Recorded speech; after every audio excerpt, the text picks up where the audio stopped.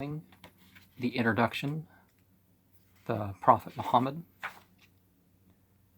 Whenever the iniquities of his people oppressed him, Muhammad retired to the solitude of a cave in Mount Hira, outside Mecca. There his soul, soaring aloft, tried to peer into the mysteries of creation, of life and death, of good and evil, and to find order out of chaos. Solitude became a passion with him, and every year he would retire to the cave in Mount Hira for the whole month of Ramadan to meditate and commune with the invisible power which fills the universe. It was on one of these occasions, when he was 40 years of age, that Muhammad received the call. Professor Max Muller says, "The Father of Truth chooses his own prophets, and he speaks to them in a voice stronger than the voice of thunder."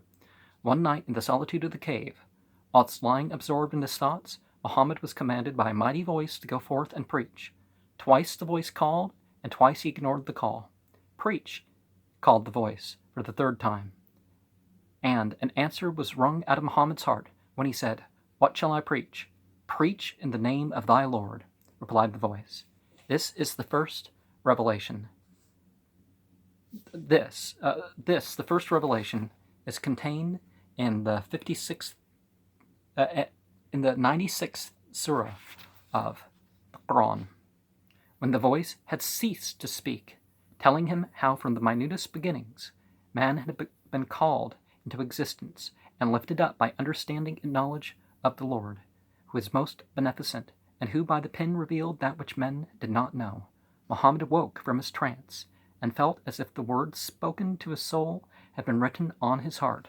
Alarmed by his experience, Muhammad rose trembling and hastened home to seek rest and solace for his troubled mind and tortured soul in Khadijah's tender care, and she calmed and comforted him. When he had recovered sufficiently, he sought the solitude of the hills to soothe his anguish of mind, when the angel of God appeared to him and recalled him to his duty to mankind. Awe-stricken, he hurried back into his house and asked to be wrapped in warm garments. Khadijah did her best to reassure him, saying that his conduct through life had been such that God would not let a harmful spirit come to him. She consulted her kinsman, Waraqah, son of Naufal, an old man of over 90 years, who knew the scriptures of the Jews and Christians, and had declared that the heavenly message which came to Moses of old had come to Muhammad, and that he was chosen as a prophet of God. The very thought of being chosen out of all mankind with such a mission profoundly disturbed Muhammad's humble and devout mind. Khadijah, his wife, was the first to accept the truth of his mission. Then he communicated his experiences to his cousin Ali, his adopted son Zayd, and his intimate friend Abu Bakr. These persons knew him best and had lived and worked with him, and noted all his movements, and the sincerity of his character became his first converts. After a year or two, Muhammad preached among his immediate friends and relatives and made several converts, but the Meccans as a whole regarded him with indifference, as to one who had become a little mad, struggling in his mind with doubts as to the divinity of his mission. And in a state of great depression, Muhammad was lying covered up in blankets when he heard the divine voice calling upon him to rise and preach. "O thou wrapped up in thy mantle, arise and warn." Quran 74. Is that the first verse, or is the second verse included in there? Conviction now replaced doubt. Muhammad arose and girded himself for the work to do which he had been called. Standing alone, he proclaimed the glory of God, publicly denounced the idolatry of his people and all the misassociation, not just the idolatry, making partners of God, making God multiple in one, male, female, that, whatever, his people and their evil ways, and called them to God and the better life. Through the Quran, Surah 81, 19 through 28. Okay, that's not a translation, so I guess that's a summary of that. The Quraysh were the guardians of the Kaaba, the holy place to which all Arabs made pilgrimage, and it was a source of great prestige and profit to their city, Mecca. and they were therefore seriously alarmed and assumed active hostility towards Muhammad, who was now publicly preaching against the worship of the idols and the Kaaba, well, the rest of the misassociation too, but which ranked first among their vested interests. At the seasons of the pilgrimage, men were posted on all the roads to warn the tribes against the madman who was preaching against their gods. The early converts of Muhammad, who were mostly humble folk, were subjected to great oppression, and in spite of his rank, Muhammad himself would have been killed if the Quraysh had not been deterred by the fear of blood vengeance from his powerful clan, the Bani Hashim. The Meccans' persecution waxed higher as Muhammad's converts increased in number and influence. They tried a compromise, offering to accept Muhammad's religion if he would agree to their idols being worshipped as intercessors to the God of Muhammad. When this negotiation failed, a deputation was sent to Muhammad's uncle, Abu Talib, offering Muhammad riches and power as an inducement to stop preaching, and threatening that unless he did so, Abu Talib would bear the consequences with him. Muhammad was informed of what had happened, and his uncle begged him to cease his attempts to convert the Meccans, and thus put an end to constant trouble.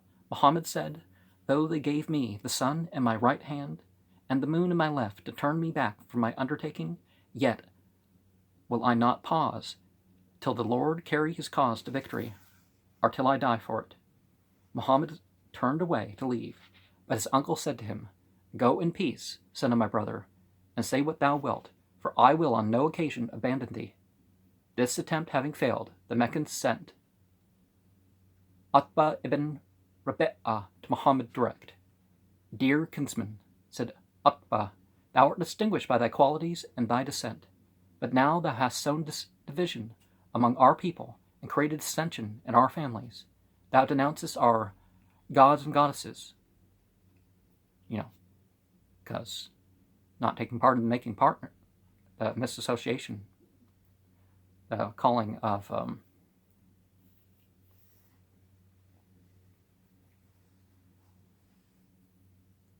so how can there be a male or female goddess if there's no male and female having to do anything with God, quality of God?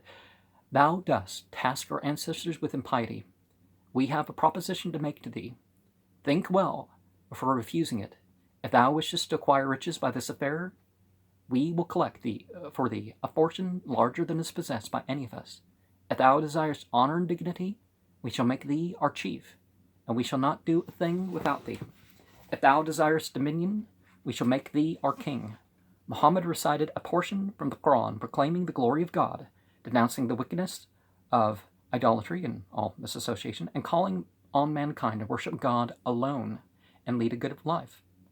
And then he said to Utbah, I don't remember the Arabic. It's hard to tell with transliteration. "Thou hast heard."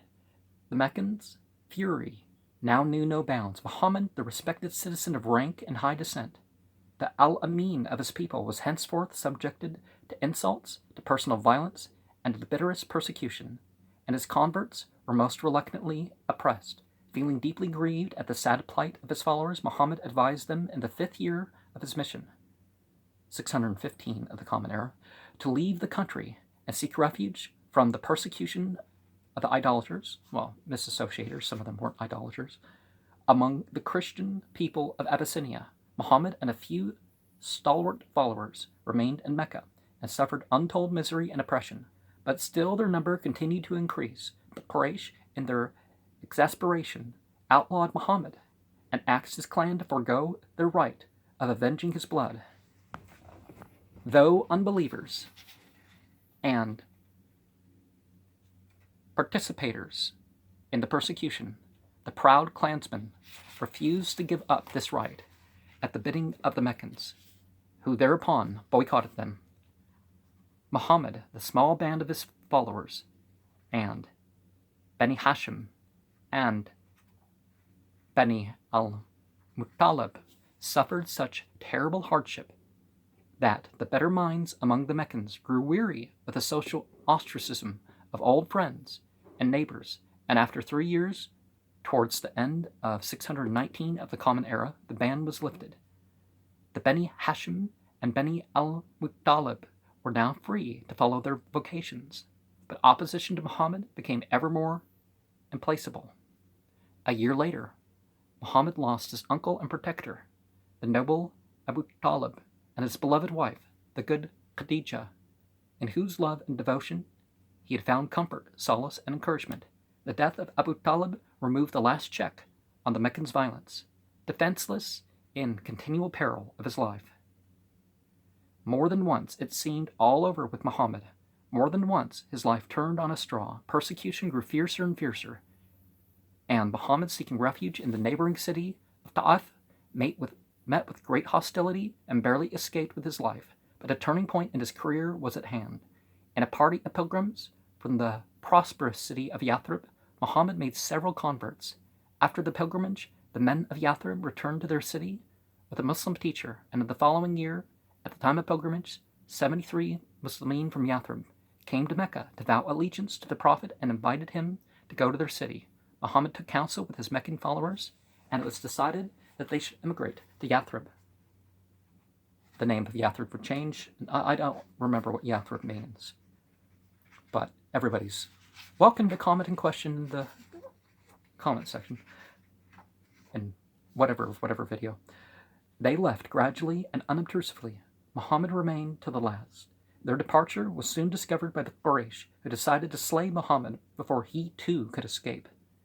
For although they had hated the idea of Muhammad preaching in their midst, they dreaded still more the spread of its influence if he escaped from Mecca. Now, one of the reasons why Yathrib was preserved as a name is because there's a lot of Medina. So which Medina is it? It clears up confusion instantly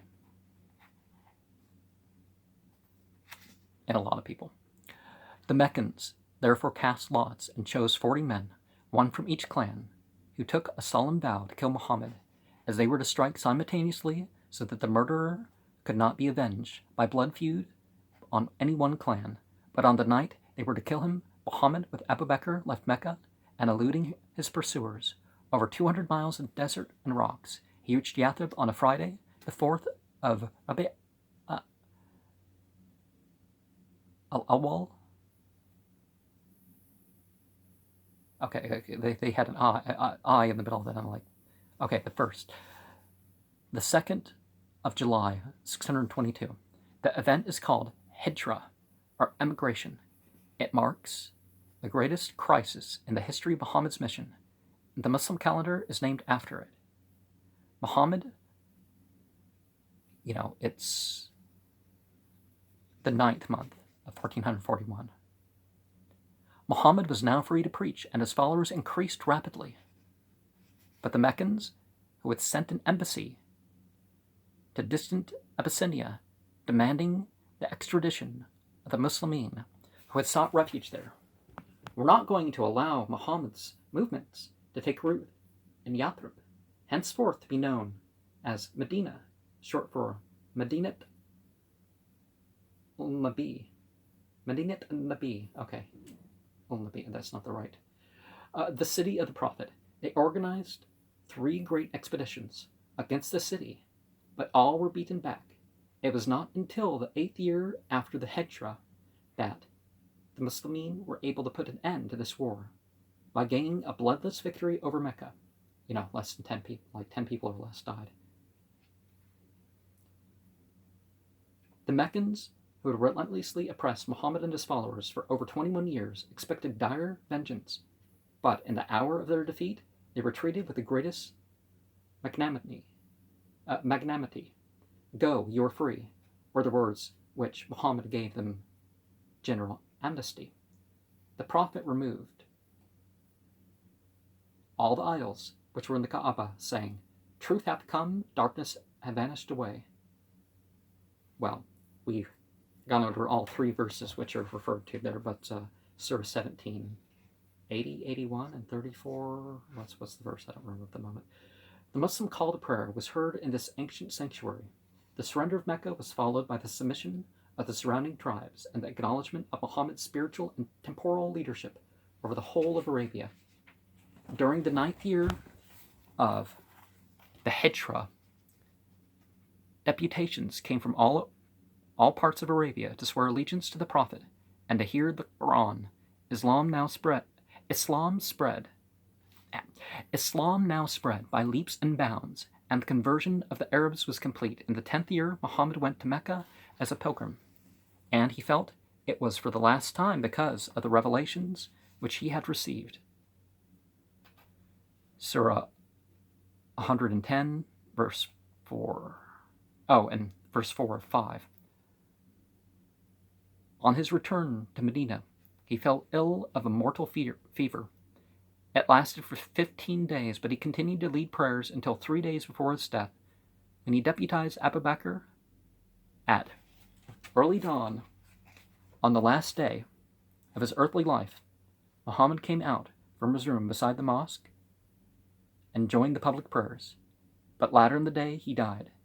The end came peacefully, murmuring of pardon and the company of the righteous in paradise. The preacher of Islam breathed his last at the age of 63 on Wednesday the 12th, Rabi al-Awwal, in the 11th year after the Hijra, of the Hijra, because the first year, so the 10th year after the Hijra was the 11th year, are 633 of the Common Era. Non-Muslim writers have paid the following tributes to the character of Muhammad. His moral teachings sprang from a pure and exalted mind aflame with religious enthusiasm. From being a persecuted preacher exiled to Medina, he rose to political power. Thus he enjoyed only in the last few years of his life, and this he used for the spiritual and material welfare of Muslimin. Such, indeed, was the munificence of his good works, that he died in debt, some of his belongings in pawn with the Jew, among them his only shield, for which he obtained 3 measures of meal. He lived in great humility, performing the most menial tasks with his own hands. He kindled the fire, swept the floor, milked the ewes, patched his own garments, and cobbled his own shoes. He labored for the amelioration of the slave's lot, liberating any that were presented to him. Bertram Thomas. He who, standing alone, braved for years the hatred of his people, is the same who is never the first to withdraw his hand from another's clasp. The beloved of children, who never passed a group of little ones without a smile from his wonderful eyes, and a kind word for them, sounding all the kinder in that sweet-toned voice. He was one of those happy few who have attained the supreme joy of making one great truth their very life-spring.